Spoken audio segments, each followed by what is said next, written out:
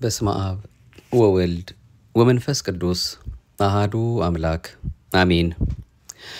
በዛሬው የማህደረ ተዋህዶ እንደ ኦርቶዶክሳዊት ተዋህዶ ቤተክርስቲያናችን እምነት ስርዓትና ትውፊት ምሕረቱ ቸርነቱ ደግነቱ ከሃሊነቱ መግቦቱ ጠብቆቱ ሳይለየን ለዚህ ሰዓትና ደቂቃ ያደረሰን እሱ አምላካችን በረዳን መጠን ወደ እያንዳንዳችን ልቦና እንዲያደርስልን እየተማጸን የምንከታተለው በአባቶቻችን ከሚሰጡ ምክሮች የእሱ የአምላካችን ፈቃድ ሆኖልን ለዛሬ እንድንሰማው የሚያሳስበን ለነፍሳችን የሚበጃት በእያንዳንዳችን ልቦና ውስጥ በእውነት አሳድረነው እንድንኖረው እንድንመላለስበት የእሱን የአምላካችን ፍቅር እንድናስብና በመንፈሳዊ ሕይወታችን በክርስቲያናዊ ሕይወታችን እንድንበረታ እንድንጠነክር የሚያደርጉ መልእክቶች ናቸውና እነዚህን በእውነት በአጽንኦት በልባምነት በትዕግስት ልባችንን ከፍተን እንድንሰማው በሚያሳስብ መልኩ ነው እንግዲህ ይዘን የተመለስነው ለዚህ ሰዓትና ደቂቃ ያደረሰን የኔም የናንተም የሁላችንም አባት ቸሩ መድኃኔዓለም የፍቅር አምላክ ሁላችንንም በደግነቱና በፍጹም አባታዊ ፍቅሩ እንደ ኃጢአታችን ብዛት እንደ ሰውነታችን ክፋት አይደለ ማህለቅት በሌለው በሱ ቸርነት ተጠብቀን ለዚህ ደርሰናልና ክብርና ምስጋና ለገናና ስሙ ይሆንልን። እንደ ቸርነት ነው እንጂ እንደ በደላችን አይሆን ብለን በእውነት በቅዳሴያችንም በግል ጸሎታችንም የሱን ያምላካችንን ቸርነት ዘወትር እየተማጸን ነውና በየጊዜው የምንወጣው የምንገባው አሁንም በደግነቱና በመሐሪነቱ ሁላችንም በይቅርታው ጠብቆ የምንሰማውን ቃል በልባችን ጽላት ይጽፍልን ዘንድ እየተማጸን ነው የዛሬው መርሃ ግብራችን እንዲናስኬዳለን። ማምላክ ወላዲተ አምላክ ንጽሕተ ንጹሐን ቅድስተ ቅዱሳን ድንግል ማርያም ልመናዋ ጸሎቷ ዘወትር እኛን የሚጠብቀን ቃል ኪዳኗ የማያሳፍረው ምልጃዋ እሷን ጠርተን አንዳችም የጎደለብን ነገር የለም የሚጎልብንም ነገር አይኖርምና አምላክ የሁላችንም መቤት ቤዛዊተ ኩሉ ዓለም ፊት የማያስመልሰው አንገት የማያስቀልሰው ቃል ኪዳኗ ጸሎቷ ከኛ ጋር ስላለልን ስሙ ይከበር የተመሰገነ ይሁን። አምላከ ቅዱሳን እንግዲህ በአባቶቻችን አድሮ የሚነግረንን የሚያስተምረንን እንድንከታተላለን። በቅድሚያ ከብላታ ወልደ ጊዮርጊስ ወልደ ዮሐንስ ስነ ምግባር ከተባለው መጽሐፍ ያገኘነውን የማስጠንቀቂያ ድምጽ እንድናደምጣለን። በስነ ፍጥረት መምህርነት ሃይማኖትንና ምግባርን ያላስተካከለ ፀሐይ ሲጠልቅ ተወልዶ ብርሃን ሳያይ ፀሐይ ሲወጣ አቅራቢያ የሞተ ጭንጋፊ ነው ለማለት ይቻላል። ይህም ከፍጡር አይምሮ የተሰውሮ የሚቀር አይደለም። ለጊዜው ቢጣፍጥ ኋላ መሪር መሆኑ የታወቀውን የዚህን ዓለም ተድላ ደስታ ብቻ የሚያጣጥም የነፍስን ኑሮ ቸል ያለ ይመስላል። ዛሬ ጣፍጦ ነገ መራራ የሚሆነውን ከማጣጣም ዛሬ መራራ ሆኖ ነገ የሚጣፍጠው ከሰው ባይለይ የተሻለ ነገር ሊገኝ በተቻለ ነበር። ሰው በዚህ ዓለም ጣጣው ያላለቀለት ፍጥረት ስለሆነ የተዝናና ኑሮ አለው ለማለት አይቻልም። እድሜውም የቀጠሮ ቀን ነው እንጂ ተደላድሎ ምን አለብኝ ብሎ የሚኖርበት አይደለም። አንበሳ ያስደነገጠውን ነብር ሲደግመው እንዲሁም ያንበሳውና የነብሩ ድንጋጤ ሰውነቱን የሚያባንነውን ዘንዶ ሲያጋጥመው ያለበት መንበድበድ ምን ያህል ነው ለማለት እንደማይቻል የዚህ ዓለም ሐሳብና ውዝዋዜ ሲያባክነው ኖሮ የሞተውን ሰው ሞተ ነፍስ እንደገና ሲቀበለው ዋ ያለበት ጭንቀት ምን ተብሎ ሊነገር ይችላል?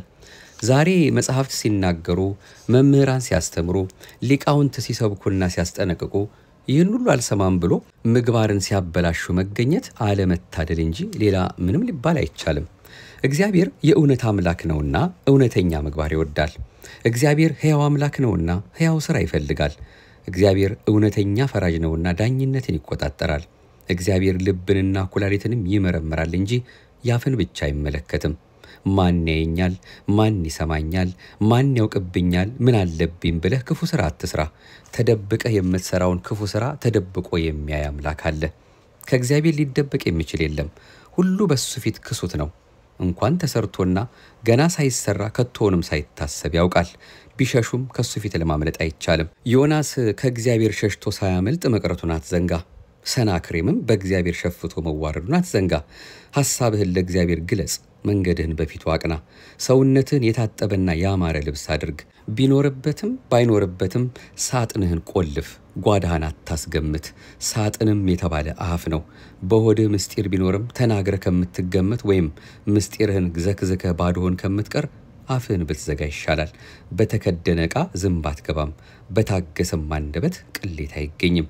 አኗኗር ሁሉ ኩችም ይሁን፣ ሳይጠሩ ወይ አትበል፣ ሳይጠይቁ አትናገር፣ ወሬኛ አትሁን። የወሬ አመልና የትንባሆ አመል ያለበት አንድ ነው። ያም ወሬውን ካልተነፈሰ ያም ትንባውን ካላጨሰ አይኑ አይገለጥም። ነገርም አትውደድ። ነገር አለብኝ ከማለት ስራ አለብኝ ማለት 100 ጊዜ የተሻለ ነው። ሞትን አፍ ይጠራዋል፣ መቃብርን እጅ ይቆፍረዋል። እጅና አፍ የሰው ገንዘቦች ሲሆኑ ለሰው ሞትን መጥራታቸውና መቃብርን መቆፈራቸው ያስገርማል። የእግዚአብሔር መምጫ አይታወቅም። ሲመጣም ይዞት የሚመጣው መዓት ወይም ምህረት መሆኑን አስተውል። ቀኑን ጠብቅ፣ ጊዜውን አትርሳ፣ ሰዓቱን ቁጥር። ድንገት እንዳይደርስብህ ነቅተህ ኑር። ምንጊዜም ቢሆን በሰው ላይ አደጋ መምጣቱ አይቀርም። አደጋውም በስጋ ብቻ የሚመለስ አይደለም። ስጋንም ነፍስንም አጣምሮ ያሰቃያል። ስጋን በዚህ ዓለም ይጀምረዋል።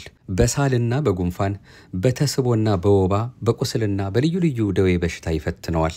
በዚህም የተነሳ የስጋ ሞት ጉሮሮን አንቆ ይይዘዋል። የስጋውን ሞት በበኩሉ ለነፍስ ሞት ያስተላልፈዋል። የነፍስም ሞት ስቃያትን ሁሉ ይሰበስብና ልዩ ልዩ መከራ እንዲያሳዩት ያደርጋል። ራስን ሳታስጠነቅቅ ሌላውን አስጠነቅቃለሁ አትበል ይሉናል አባታችን የማስጠንቀቂያ ድምጽ በሚለው መልእክታቸው። ታዲያ ለዚሁ ማስረጃ ብለው ያቀረቡት ደግሞ የቆቅ አውራ ወጥመድ አይቶ ደነገጠ።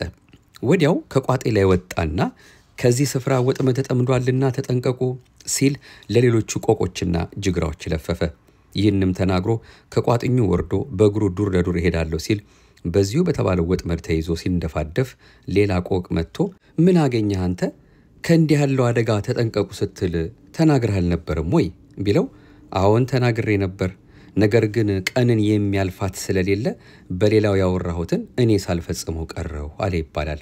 ስለዚህ እንኳን ከአፍ ወጥቶ የተናገረውን በልብም የታሰበውን ቢሆን በመልካም ፍጻሜ ሲፈጽሙ መገኘት አደገኛ ከሆነ ነገር ሊጠብቅ ይችላል። ስለዚህ በስጋ ከሚመጣው መከራ ይልቅ በነፍስ ከሚመጣው መከራ መጠንቀቅ ያስፈልጋል። ስጋ ኃላፊ ነው፣ ነፍስ ነዋሪ ናት። ስጋዊው መከራ ግን ከማታልፈው ከነፍስ ጋር ይኖራል። ስጋዊና መንፈሳዊም ተድላ እንደዚሁ ነው። እግዚአብሔርም ሳያስጠነቅቅ የሚፈርድ አይደለም። አስቀድሞ የማስጠንቀቂያውን ቃል አሰምቶናል። ነቢያትና ሐዋርያት፣ መምህራንና ሊቃውንት እግዚአብሔር እንዲህ ብለዋል ብለው የተናገሯቸውን የሰሙ ተጠቀሙ፣ ያልሰሙ ግን ተጎዱ። ዛሬም ቢሆን የእግዚአብሔርን ቃል የሚሰሙ መጠቀማቸው፣ አንሰማም ያሉ መጎዳታቸው የታወቀ ነውና ይህን ትምህርት አትናቁ ብለው ነው ብላታ ወልደ ጊዮርጊስ ወልደ ዮሐንስ እንደ አምላካችን ፈቃድ ይህን ግሩም የሆነ መልእክት የነገሩን። ሌላ ከዚሁ ከስነ ምግባር መጽሐፍ ደግሞ አጠር ያለውን እንዲህን ጨምርላችሁ እኚሁ ታላቅ አባት የመከሩንን የሰው አዝመራነት እስከ አጨዳ ወራት በምድር ላይ ተዘርተውና በቅለው አብበውና አፍርተው ከሚታጨዱት ነገሮች አንዱ ሰው ነው። ስለዚህ እስከ አጨዳው ወራት ድረስ ያለው ህይወት የአዝመራ ወቅት ስለሆነ እስከዚያው ድረስ ሊማራቸውም ሊሰራቸውም ከሚያስፈልጉት ሁኔታዎች ዋናዎቹ ሃይማኖትና ምግባር መሆናቸውን ማወቅ አለበት። ሌሎቹ ግን የነዚህ ቅርንጫፎች መሆናቸውን የማያውቅ አይገኝም። ሰው ከሃይማኖትና ከምግባር ውጭ ሆኖ እንደፈቀደው ይኖር ዘንድ ከእግዚአብሔር ነፃነት አልተሰጠውም። ሃይማኖት ወጪ የሌለው ዘላለማዊ የሆነ የመኖሪያ ቤት ነው። ከሃይማኖት እወጣለሁ ብሎ የሚሄደውን የሚቀበለው ገደል ብቻ ነው። በዚህ መሰረት ሃይማኖትን ማክበር የምግባር ተቀዳሚ ስለሆነ እግዚአብሔርን በፍጹም ልብ ማመንና በጎ ምግባር መያዝ ለሰው ልጅ ክብር የህይወት መሰረት ነው። እነዚህን ካልተመረኮዙ የሚሄዱበት መንገድ አይቃናም። ሜዳው ገደል፣ ቀኑ ጨለማ ይሆናል። በውቅያኖስ አየር ላይ ባክና ማረፊያ እንደማታገኝ አሞራ ሆኖ መቅረት ይመጣል። ሃይማኖቱን የማያከብር ሃይማኖት የሌለው እርሱም የሚያምነው ደገፋ የሌለው እርሱንም ማንም የማያምነው የሁለት ሀገር ስደተኛ ነው።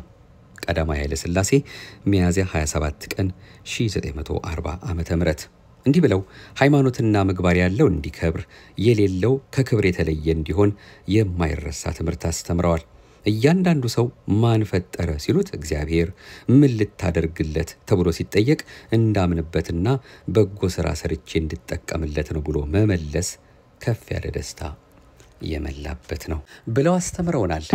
እስኪ ደግሞ ከሊቀ ሊቃውንት ስምዐኮነ መላክ እሳቸው ደግሞ እንደ እግዚአብሔር ፈቃድ ካስተማሩን ከነገሩን እጅግ በጣም በርካታ ምክሮችና ትምህርቶች ከፌስቡክ ገጻቸው ላይ ያገኘነውን እንዲህ እንከታተል።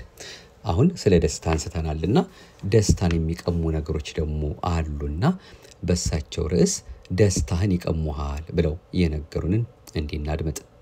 ስማይ ልጄ አሉኝ ድንገት ካቀረቀሩበት አንገታቸውን ቀና አደረጉና እኔም በደንብ እየሰማኋቸው ስለነበረ አሁንም ቆፍጠን ብዬ እሺ አባ እኔ እየሰማው ነው እርሶ ይናገሩ አልኳቸው። አትመናቸው፣ ደስታን ይቀሙሃል አሉኝ። ስናወራ የቆየነው ነገር ጋር አልገጥም ቢለኝ እነማን ብዬ ጠየኳቸው። አጋንንት ናቸዋ፣ አጋንንት አሉኝ። ግራ መጋባቴን የተረዱ ይመስለኛል። ማብራራታቸውን ቀጠሉ። አየህ ልጄ፣ በመጀመሪያ ኃጢአት የደስታ ምንጭ መስላ እንድትታይ ያደርጉሃል። አንተም ደስታን ፍለጋ የቀረበልህን የኃጢአት ግብዣ ሳትመረምር ትቀበለዋለህ። ከሰራኸው በኋላ ስጋህ ላጠፋው ጥፋት ህሊናህ መጠየቅ ሲጀምር መልስ ፈልገህ ታጣለህ። ያን ጊዜ ካገኘኸው ደስታ ይልቅ ያገኘህ መከራ ስለሚበዛብህ ማንም የማይገላግለው ሐዘን መጥቶ ላይ ይከመራል አሉኝ። ገባኝ፣ አሁን ገባኝ። ልብ አላልኩትም እንጂ ኃጢአትን የሚያርሱ መከራንም የሚዘሩ ይህንኑ ያጭዳሉ የሚል ቃል ማንበቤንም አስታውሳለሁ። ኢዮብ ምዕራፍ 4 ቁጥር 8። በዚያ ቅጽበት ከህይወቴ በስተጀርባ መለስ አልኩና ደስተኛ ሆኜ ለመኖር የሄድኩበትን ርቀት አሰብኩት። የተመኘሁትንም ደስታ ለምን እንዳላገኘሁትም ገባኝ። ሀብታም ስሆን ደስተኛ ህይወት የሚኖረኝ መስሎኝ ሀብት ፍለጋ የእድሜን ግማሽ አጠፋው። ሀብቱን ደረስኩበት፣ ደስታዬ ግን አልነበረችም። ሰዎች እየበሉ እየጠጡ ሲሳሳቁ ተመለከትኩና እኔም መብል መጠጥ የበዛበት አካባቢ ላይ ማዘውተር ጀመርኩ። እኔም እንደሌሎቹ የወይን ብርጭቆዬን አንስቼ ቺርስ እያልኩ መሳቅ መጫወት ጀመርኩ። እዚያም ደስታን አላገኘኋትም። ለካ ሰዎች የሚስቁት በልማድ ነው እንጂ ደስተኞች ሆነው አይደለም። አባ እውነታቸውን ነው። ደስታዬን የወሰዷት አጋንንት ናቸው። አምላኩን የበደለ አዳም፣ ወንድሙን የገደለ ቃየል ደስ ብሏቸው ሊኖሩ አይችሉም። የሐዘናቸው ምንጭ ደግሞ መሬት ጠቧቸው ኑሮ ተቃውሶባቸው አይደለም። በቃ የሰው ደስታ እግዚአብሔርን ደስ ከማሰኘት በኋላ የሚመጣ ስለሆነ ነው። እግዚአብሔርን ደስ የማያሰኝ ሰው መቼም ደስ ብሎት አይኖርም። የደስታ መገኛዋ የእግዚአብሔር ፊት ነው። ኃጢአት ደግሞ ከእግዚአብሔር ፊት ታርቃለች። ዋሻ ውስጥ የተቀመጠ ሰው የፀሐይን ብርሃን አይቶ ደስ ሊለው ይችላልን?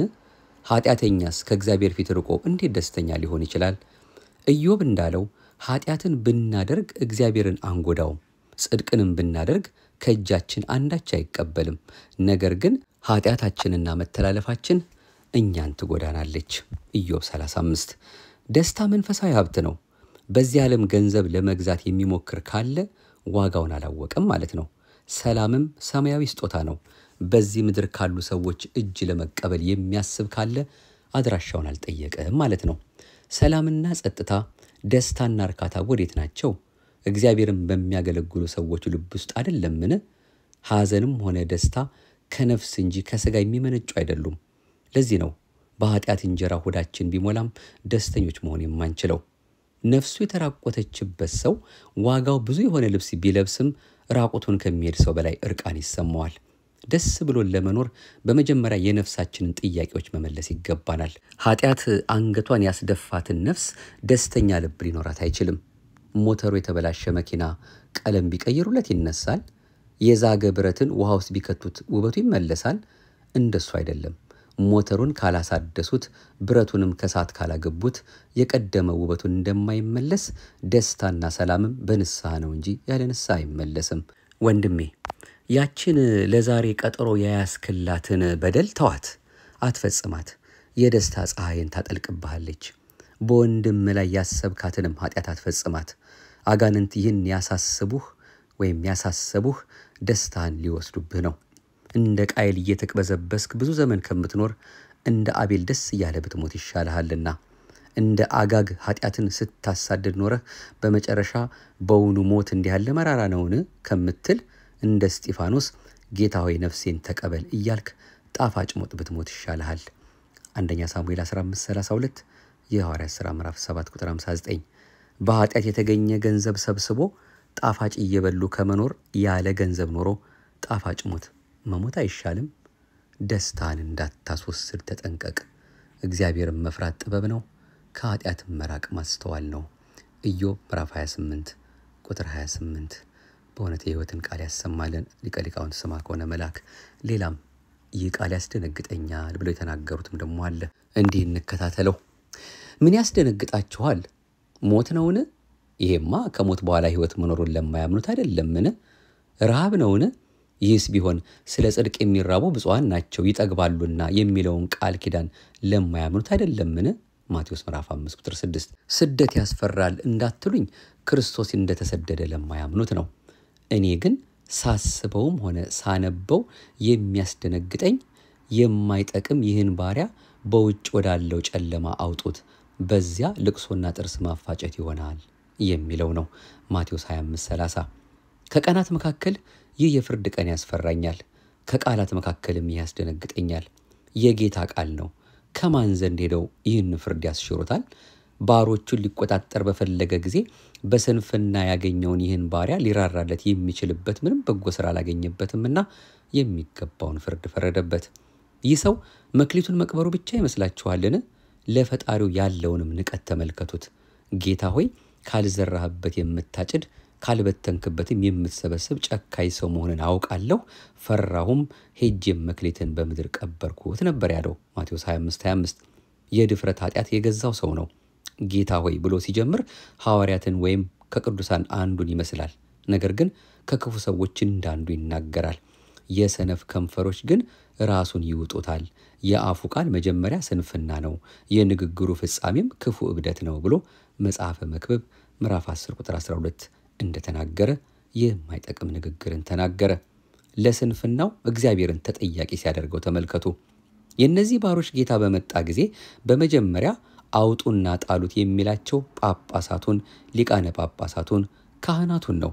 በማይገባ ከምዕመናን ጋር የተቀላቀለውን በውግዘት ከቤተ ክርስቲያን አውጥተው ለሰይጣን እንዲሰጡት ታዘዋል። ከቤተ ክርስቲያን ከተለየ ከሰማያዊቷ ቤተ መቅደስም የተለየ ነው። በቤተ ክርስቲያን በኩል ያላገኘውን ክርስቶስ በመንግሥተ ሰማያት ሊያገኘው አይችልም። በኋላ ደግሞ መላእክት ናቸው ከገነት ከመንግሥተ ሰማያት ውጭ ይተውታል። ጌታ ሆይ አፋችን በተናገረው የስንፍና ልክ ትፈርድብናለህን? የልባችንንስ ጠማምነትን ተመልክተህ ከምሕረት ውጭ ታደርገናለህን? ይህስ አይሆንብን ጌታዬ። በፊትህ ኃጢአቱን ለሚናዘዝልህ ሰው በአንድ ቀን ለቅሶ የዘላለም ደስታን ትመልሳለህ። በፊትህ የድፍረት ኃጢአትን ለአንድ ቀን የሚሰሩትን የዘላለም ለቅሶን ታመጣባቸዋለህ። በጻድቃን ዘንድ አንድ ቀን ብዙ ናት፣ በዋዘኞች ዘንድ ግን በከንቱ የምታልፍ ተራ ነገር ናት። ጻድቃን አንተን ስለሚያስቡ ዘወትር ያተርፋሉ፣ ኃጥአን ግን አንተን ስለሚረሱ ዘወትር የዘላለም ሕይወታቸውን ይከስራሉ። ፍሬ ያገኝባታለሁ ብለህ መጥተህ ፍሬ ያጣህባትን በለስ ለአንድ ዓመት ብቻ ታግሰሃታልን? ደግመህስ ምናልባት ለከርሞ ብታፈራ ብለህ እድል ሰጥተሃት የለምን? ጌታ ሆይ ለእኛም እድል ስጠን። ምናልባት ለከርሞ ብንጠቅም ይህን የማይጠቅም ባሪያ ከዚህ አውጡት ብለህ አትፍረድብን። የተራቡትን ባየናቸው ጊዜ ዝም ብለናቸው ያለፍነው በእኛ ዘንድ ያስቀመጥከው መክሊት ያለ መሆኑን ረስተን ነው። እኔ እጅ ላይ ያስቀመጥካትን ቀዝቃዛ ውሃ ከተጠሙት ሰዎች እጅ ሳላደርሳት እንደ ቀበርኳት አትምጣብኝ። ምጽዋት የሚጠይቁንን ቸል ያልናቸው በእጃችን ያለው ገንዘብ ያንተ መሆኑን ዘንግተን የራሳችን መስሎን ነው። አንተ የተራቡትን ባጠገብካቸው ቀን የተረፈውን እንጀራ እንዲሰበስቡት አድርገህ ነበር። ማቴዎስ 14:20 በየጊዜው የተራበ መጥቶ እንዲጠግብበት ነው። እኛ በልተን ያተረፍነውን እንኳ ድሆች እንዳይበሉት እጃችንን ጠርገንበት የምንነሳ ግፈኞች ነን። ድሆች ርቧቸው ያለቀሱት ለቅሶ የእኛን ደስታ እንዳይቀማን በጉልበት ያስቆምናቸው ለቅሶና ጥርስ ማፋጨት ወዳለበት መጣል የሚችል ጌታ ያላቸው መሆኑን ረስተን ነው። የበደሉንን ይቅር ያላልነው አንተ በደላችንን የረሳህልን መሆኑን ባናስብ ነው። እኛ ለወንድሞቻችን ከምንተወው ይልቅ አንተ ለእኛ የተውክልን ይበዛ ነበር። እኛ ግን ልብ አላደረግንም። በዚህ ሁሉ ዓይንህ እንዳየች አትፍረድብን። በወንጌል ከተጻፉልን ሁሉ እንደዚህ ያሉ የሚያስደነግጡ የፍርድ ቃላት አሉ። የሕይወትን ቃል አምላካችን በቸርነቱ ያሰማልን። ሊቀ ሊቃውንት ስምዐኮነ መልአክ በእውነት በዚህ መልኩ እጅግ በጣም በርካታ ለሕይወታችን ለነፍሳችን የሚበጀንን በመጽሐፍም ደጉሰው በፌስቡካቸውም በተለያየ ቦታም የምናገኛቸው የምንሰማቸው ትምህርቶቻቸው ሁሉ አጥንትን የሚያለመልሙ ከእግዚአብሔር ጋር የሚያገናኙ ሁላችንም ወደ ልባችን ቆም ብለን እያሰብን እርሱን አምላካችንን እንደ ቸርነቱና እንደ ምሕረቱ የሚያኖረንን ወደሱ ፍቅር እንድንመጣ እንድንሳብ የሚያደርጉ ናቸውና አሁንም በእድሜ በጸጋ ይጠብቅልን። እንዲህ ያሉ የሚመክሩ ወደ አምላካችን ወደ መድኃኒታችን ወደ ሕይወታችን ወደ በረከታችን ወደ መስቀሉ ጌታ ሁላችንንም በምሕረት አይኖቹ በፍቅር አይኖቹ ወደሚመለከተን አምላክ የሚያቀርቡ የሚያሳስቡ መልእክቶችን ከሳቸውም ከሌሎችም በእውነት እያገኘን ነውና የደግነት ባለቤት ቸሩ መድኃኔዓለም እንዲህ ያሉ አባቶቻችን እንዳያሳጣን እኛም እንዲሁ ሰሚዎች ብቻ እንዳንሆን በአንዱ ሰምተን በአንዱ እንዳይወጣና እንዳያመልጠን እሱ አምላካችን በእውነት በልባችን ጽላት ጽፎልን ከዚህ በኋላ እንኳን ሰምተናል እንኳን ብለን ከተረዳንበት በኋላ እንኳን የሚለወጥ ልቦና ስጠኝ አትፍረድብኝ እስከዛሬ የኖርኩት ካንተ ርቄ የኖርኩት ሕይወት ባዶ ነው ብለን በእውነት ወደ አምላካችን በሚያቀው ሕይወት በተሰበረ መንፈስ ቀርበን እንድናገለግለው ከሱ ጋርም ተጣብቀን እንድንኖር የሚያሳስብ ነውና ከሱ ጋር መኖር ሁሉ ጊዜ ማትረፍ ስለሆነ እናቱን ደጅ መጥናት ሁሉ ጊዜም ልጅ ወዳጅ የሚለው ጸሎቷ አብሮን እንዳለ ከችግር ከመከራ መዳኛ መከለያ መጠበቂያ ነውና ይሄንኑ እያሰብን ነው እንግዲህ አምላካችን የወደደልን ይሄንን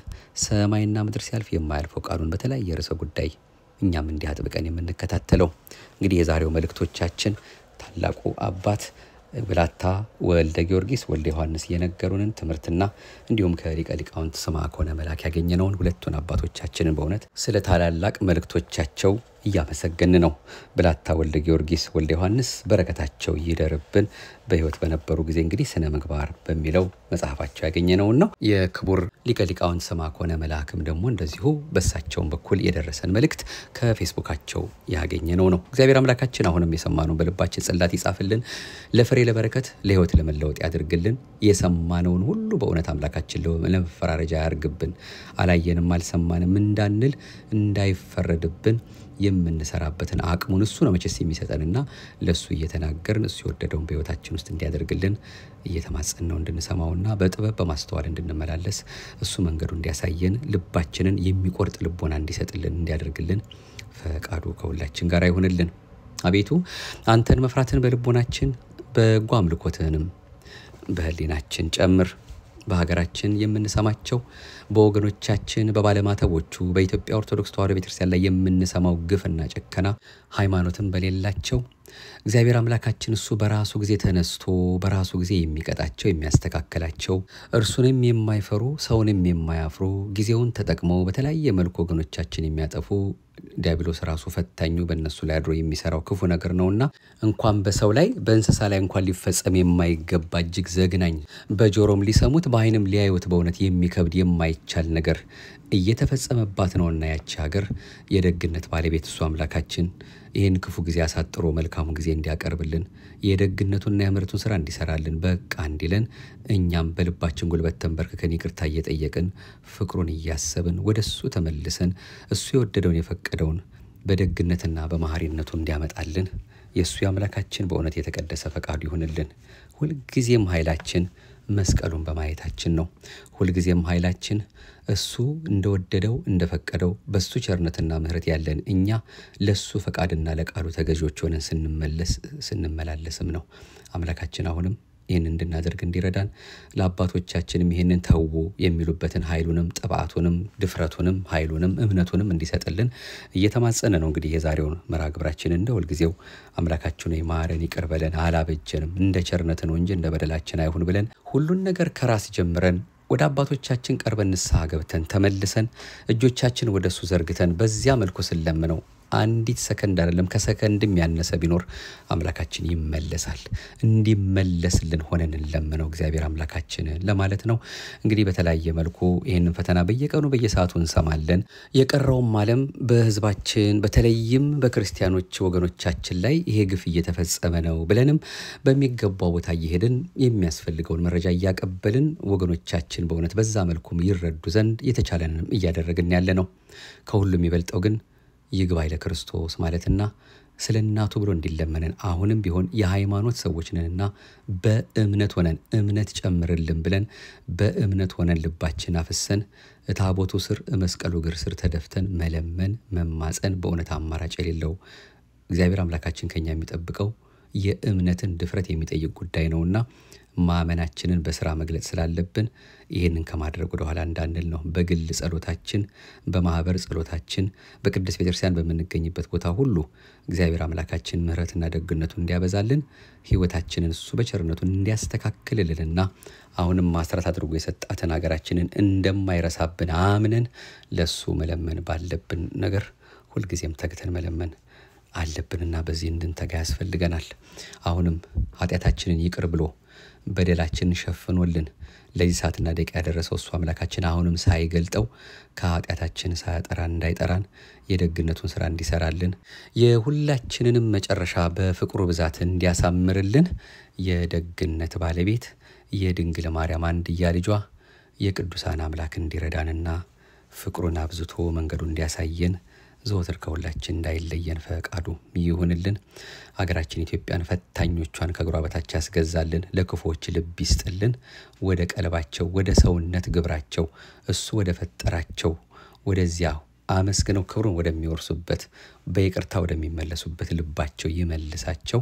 አምላካችን ለሁላችንም ባለንበት በተበተንበት ቦታ ሁሉ የተፈጠርንበትን ዓላማ ሳንዘነጋ አመስግነው ክብሩን ለመውረስ የሚያበቃን መልካም ስራ እንድንሰራ እርሱ መንገዱ እንዲያሳየን ፍለጋው እንዲያስተምረን ፈቃዱ ይሁንልን። መብርሃን ወላዲተ አምላክ ዘወትር ስለምናት ለአንዳችም ቅጽበት የማትለየን እሷ ርርተ ሕሊና ርርተ ልቦና አፍጣኒተ ረድኤት አቁራሪተ መዓት አሁንም እንዳይነ ጥቅሻ የሚደርሰው ጸሎቷ ለሁላችንም ፈጥኖ ይድረስልን። በተለይ ለሀገራችን አምላክ ትድረስልን። የቅዱሳኑ ሁሉ ጸሎትና ቃል ኪዳን አሁንም እኛንም ሀገራችንንም ከክፉ ይጠብቅልን። አሜን። ይቆየን። በቀጣዩ በሌላ መርሃ ግብር እንመለሳለን። የቸርነትና የምሕረት ባለቤት በዚህ በዛሬው በተከታተልነው መልእክታችን እንኳን እጅግ በጣም በርካታ ቁም ነገሮች አግኝተናል ብለን ተስፋ እናደርጋለን። ደስታችን እንዳይወስድብን ፈታኛችን ምን ያደረገ እንደሆነ እንወቅበት። በትንቢተ ሚክያስ እንዲህ የተባለ ቃል ወይም እንዲህ የሚል ቃል መጻፉን እንዳንረሳ። ትንቢተ ሚክያስ ምዕራፍ 7 ቁጥር 8 ጠላቴ ሆይ በወድቅ እነሳለሁና በጨለማም ብቀመጥ እግዚአብሔር ብርሃን ይሆንልኛልና በእኔ ላይ ደስ አይበልህ ማለት አለብን። ፈታኛችን ሊፈትነን ይችላል፣ ግን አምላካችን ልባችን ውስጥ ካለ እርሱ ያወጣናል። ለጊዜው ተፈትነን መውጫው ጠፍቶን ከዚህ ህይወት እንዴት ወጣለሁ ብለን እግዚአብሔር የማይወደው ነገር ውስጥ እንኳን ገብተን ወይም በግላችን ውስጥ በግላችን ህይወትም ቢሆን ፈተና ብዙ ነገሮች ሊያጋጥሙን ይችላሉ። ትልቁ ነገር ልባችን ውስጥ ማን ነው ያለው ነው። እግዚአብሔር ካለ ከዚህ ፈተና ያወጣናል። ስለዚህ ደስ አይበልህ፣ እንዲህ ተፈትኜ አልቀርም። እኔ ወለተ ማርያምን እኔ ገብረ ማርያምን በስሙ የተጠራሁትን እንዲፈተነኝማ አትቀርም። የሱ ያምላኬ ቀኑ ስላልደረሰ ነው አሁን እንዲህም እንደልብ ምትፈነጭብኝ እያልን በእውነት አምላካችን እንደሚያወጣን ነፃ እንደሚያወጣን ወደሱ እንደሚመልሰን በልባችን ያለውን ፈተና ሁሉ አርቆ መልካሙን ነገር በቦታው እንደሚተካልን በመናውቀው ጸሎት ምንም እንኳን ሐሳባችን ባይሰበሰብ እግዚአብሔር አምላካችን እሱ ፊት ቆመን በመንጸልየው በውዳሴ ማርያሙ በዳዊቱ በሌሎችም ጸሎቶች ሁሉ እንድንማጸነውና በዚያም ተግተን ሳንታክት እንድንለምነው ያስፈልገናል። ለሀገራችንም በእኛም በግላችንም በቤተሰብም በተለያየ መልኩ ብቻ ፈተና ባለው ነገር ሁሉ የሚደርስ አምላክ መድረሱ አይቀርም። ቢዘገይም ይመጣልና ጠብቀው እንዳለ መጽሐፍ እግዚአብሔር አምላካችን አሁንም ቶሎ ይምጣልን፣ የደግነቱን ስራ ይስራልን። አሜን። ይቆየን። ማህደረ ተዋህዶን ለሚያደምጡ ሁሉ አድርሱልን። እናንተም ምናልባት ሰብስክራይብ ካላደረጋችሁ ሰብስክራይብ አድርጋችሁ ብትከታተሉ ታተርፉበታላችሁ ብለን ተስፋ እናደርጋለን። በቀጣይም እንደዚሁ በእጃችን ካሉ መጽሐፍቶች እየተጠቀስን እሱ የወደደውን የፈቀደውን በነጻች በጎላች በተረዳች በዚች በአንዲት ኦርቶዶክሳዊት ተዋህዶ ቤተክርስቲያን ልንሰማ ልንማር ልንመከር የሚያስፈልገንን የሚያጸና የሚያጽናናውን የሱን የአምላካችን ቃል እሱን አጋዥ አድርገን እድሜውን አበድሩን ስንገናኝ በመቀጠል የምንከታተለው ይሆናል።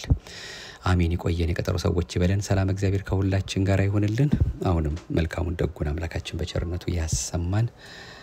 አሜን።